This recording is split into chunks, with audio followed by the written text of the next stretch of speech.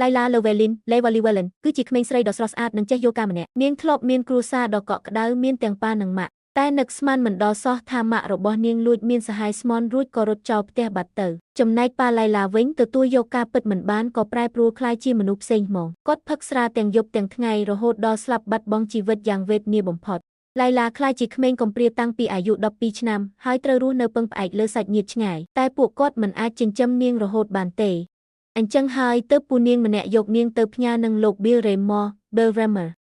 ដែលជាអ្នកថែសួននៅភូមិគ្រីស្ទអ្នកអុកញ៉ាទាំងដែលគាត់គ្មានសាច់ឈាមអីជាមួយនាងសោះតើជីវិតថ្មីរបស់ Laila នៅទីនេះនឹងទៅជាយ៉ាងណាតើនាងនៅតែត្រូវទ្រាំនឹងការធ្វើបាបនិងមើលងាយពីគេទៀតឬអត់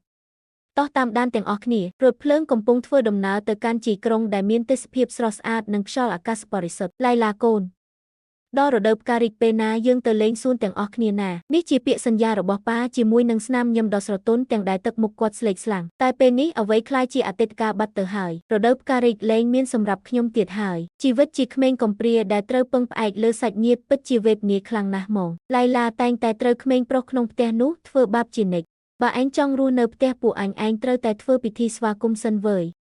ពេលនោះនាងអាចត្រឹមតែបត់ទាំងទុនខ្សោយថាបើឯងមិនចូលចិត្តទេលែងអញទៅពួកវាម្នាក់ចាប់ផ្ដើមខឹងរួចក៏ស្រែកគំហុកដាក់នាងថាបើមិនចូលចិត្តទេងាកចេញទៅកូនរបស់មីងខ្ញុំតែងតែធ្វើបាបខ្ញុំរាល់ពេលដែលពួកគេទំនេរពួកវាប្រើពាក្យសម្ដីអាក្រក់និងមើលងាយមើលថោក Laila ថា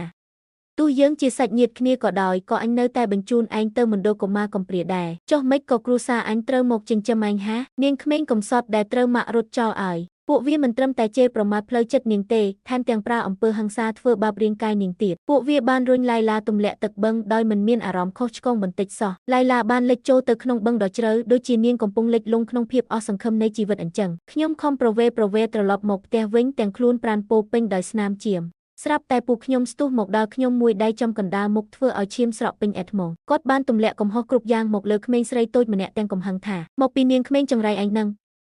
តាំងពីឯងមកជន់ផ្ទះនេះមានតែរឿងសើចរហូតជាពិសេសថ្ងៃដែលគាត់ចាញ់លបែងអស់ពីខ្លួនគឺគ្មាននរណាម្នាក់អាចខាត់គាត់ពីការវាយដំយ៉ាងឃោរឃៅនេះបានទេនាងខ្ញុំខំប្រឹងខាត់គាត់ដែរឈប់ទៅប៉ាវា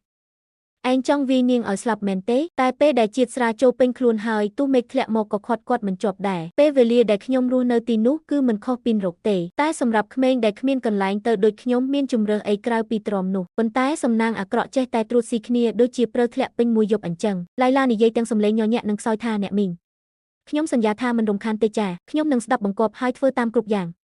ងសូមមីងកុំបោះបង់ខ្ញុំចោលឯណាមីងណាតែការឆ្លើយតបនឹងការអង្វរករដ៏គួរឲ្យអាណិតនោះគឺគ្រាន់តែជាការគ្រវីដៃដេញចេញប៉ុណ្ណោះវាចប់ហើយ Laila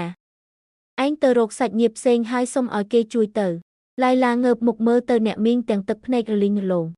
គាត់គ្មានជំរើសអ្វីផ្សេងក្រៅពីធ្វើការសម្រេចចិត្តដ៏ឈឺចាប់មួយនេះទេតើទៅនៅទីនោះមិនល្អជាងទេទៅចុះហើយត្រូវរឹងមាំឡើងណានៅក្នុងថ្ងៃរដូវរងាដ៏ត្រជាក់អាប់អួរនោះខ្ញុំក៏បានក្លាយជាក្មេងដែលគ្មានកន្លែងទីពឹងក្រោយមកខ្ញុំក៏បានទៅពឹងសាច់ញាតិផ្សេងទៀតតែអ្វីដែល Laila ទទួលបានគឺមានតែការមើលងាយមើលថោកប៉ុណ្ណោះមានកូនស្រីបានការអីទៅខាត់តែលុយនឹងចុះឯងបានធ្វើខុសអីខ្លះដល់ថ្នាក់គេដេញចេញចិញ្ចឹមហាអញគ្មានគំនិតចង់យកក្មេងដូចឯងមកចិញ្ចឹមក្នុងផ្ទះទេវើយមើលចុះឯងគិតថាយើងអាចជួយឯងបានមិនទៅក្នុងស្ថានភាពបែបនេះគ្រាន់តែកាត់បន្ថយចំណាយក៏នៅតែមិនគ្រាន់ផងគ្មានអ្នកណាចង់ទទួលចិញ្ចឹមកូនកំព្រារបស់ជនក្បត់ជាតិនោះទេជាក្មេងដែលត្រូវម្ដាយបោះបង់ចោលទៀតចៃដន្យអីឬក៏អាចថាមិនមែនជាការចៃដន្យខណៈពេលដែលនាងកំពុងតច្រកក្នុងជីវិតស្រាប់តែមានសាច់ញាតិឆ្ងាយម្នាក់បានហៅនាងគាត់បានកត់ត្រាអ្វីមួយនៅលើក្រដាសរួចសួរថាក្មួយឯងស្គាល់ទីក្រុងបឺកទេ Laila តបយ៉ាងលឿនចាស្គាល់លោកពូគាត់ក៏ហុចក្រដាសនោះឲ្យរួចប្រាប់ថាទៅទីនោះទៅហើយរកមនុស្សម្នាក់នេះពូនឹងតាក់ទងទៅគេទុកជាមុនLaila អានព័ត៌មាននៅលើក្រដាសនោះយ៉ាងយកចិត្តទុកដាក់អញ្ចឹងហើយខ្ញុំក៏បានចាក់ចេញពីLovittaដែលជាកន្លែងខ្ញុំកើតនិងធំដឹងក្តីឡើងជិះរថភ្លើងឆ្លងកាត់ព្រំដែនរហូតមកដល់បឺករថភ្លើងនៅតែបន្តបោះពួយទៅមុខតាមផ្លូវដែកLailaអង្គុយក្នុងទូតភ្លើងដោយទឹកមុខស្រស់ស្រាយជាងមុនសម្លឹងមើលទៅអនាគតដ៏ភ្លឺស្វាងដោយក្តីសង្ឃឹមតិចតួចទៅលើឈ្មោះដ៏ចម្លែកមួយនៅលើក្រដាសទីបំផុតLailaបានមកដល់ចំណតរថភ្លើងបឺកខលហើយនាងចុះពីភ្លើងមួយព្រមទាំងយួរកាបូបរបស់នាងនៅខាងក្រៅមនុស្សម្នាក់ដើរខ្វាត់ខ្វែងយ៉ាងអ៊ូអរLailaឈរភាំងសម្លឹងមើលទេសភាពជុំវិញខ្លួនយ៉ាងយូរជាមួយនឹងក្តីព្រួយបារម្ភក្នុងចិត្ត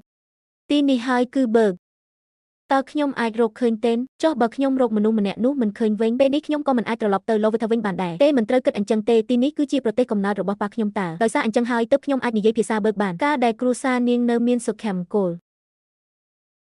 ប៉ារបស់នាងតែងតែមានមោទនភាពចំពោះLailaជានិច្ចកូនស្រីប៉ាជាក្មេងឆ្លាតហ្មង